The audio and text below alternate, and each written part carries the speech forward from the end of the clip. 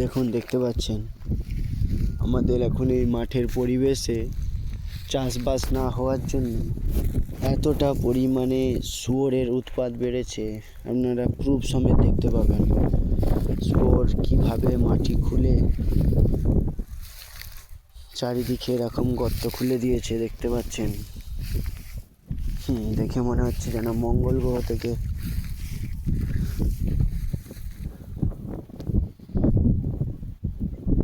মহাকাশযান ল্যান্ড করেছে, দেখতেই পাচ্ছেন। হ্যাঁ, কি অবস্থা আপনারা বুঝতে পারছেন। আর কদিন বাদে এখানে চাষবাস না হলে পশুদের অত্যাচার, জঙ্গলি জানোয়ারের অত্যাচার বেড়ে যাবে। ভিউয়ার, বলুন এখন করণীয় কি আছে?